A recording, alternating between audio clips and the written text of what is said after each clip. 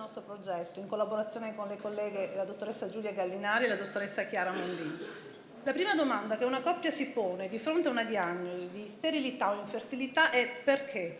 Questa domanda in Italia se la pongono ben 3 coppie su 10, un numero importante che ci deve fare assolutamente riflettere e che mette anche in evidenza un altro fattore importante. Questo è un numero destinato a crescere. Passiamo la vita, o una buona parte di essa, a cercare di evitare una gravidanza. Poi, quando ci sentiamo pronti, quando tutto è al suo posto, il figlio desiderato non arriva. A dare conferma di questo arriva questa diagnosi, che è vissuta dalle coppie come una ferita profonda, difficile da sanare, che va a scardinare dalle fondamenta uno dei fondamenti dell'esistenza umana, cioè la possibilità di riprodursi. Nessuno si chiede se sarà in grado o meno di avere un figlio, lo diamo per scontato, come se fosse un bene che ci è stato dato e basta.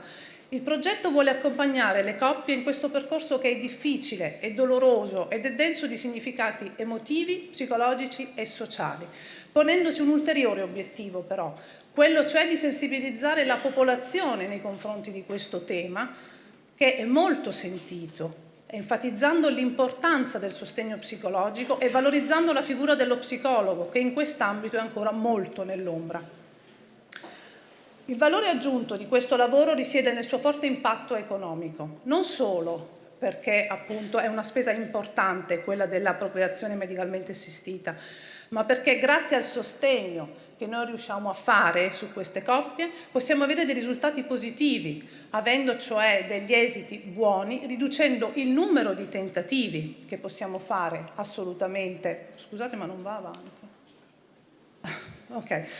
Sul numero di tentativi che le coppie possono fare, non solo, ma anche su tutta la questione della farmacoterapia. Di conseguenza questo incide notevolmente sulla spesa sanitaria, ma anche sulla spesa per le coppie, riducendo poi di conseguenza un altro fattore molto importante, e cioè l'annoso problema delle liste di attesa, perché effettivamente accedere a un percorso di PMA può essere molto lungo, ma in questa maniera offriamo alle coppie una possibilità in più, quella cioè di realizzare il sogno, di stringere tra le braccia un bambino in tempi relativamente brevi o quantomeno accessibili. Un altro valore aggiunto di questo progetto è il suo forte impatto sociale, non solo perché questo problema copre una buona fetta della nostra popolazione, ma perché partendo da 3 province, Padova, Vicenza e Treviso, il progetto vuole raggiungere tutto il Veneto e attraverso la costruzione di un sito dedicato all'argomento vogliamo andare oltre i confini regionali e diventare un punto di riferimento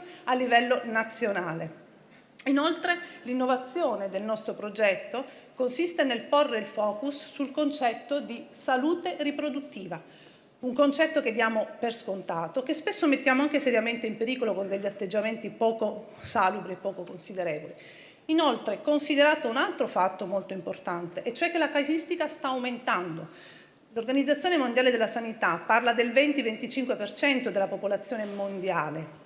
Quindi lavorare in un'ottica di prevenzione per mantenere e sostenere e tutelare il benessere riproduttivo, non solo fisico e psicosociale della comunità, questo puntando sul concetto assolutamente di rete, cioè della sinergia tra più figure professionali che lavorano ed operano nell'ambito della riproduzione umana.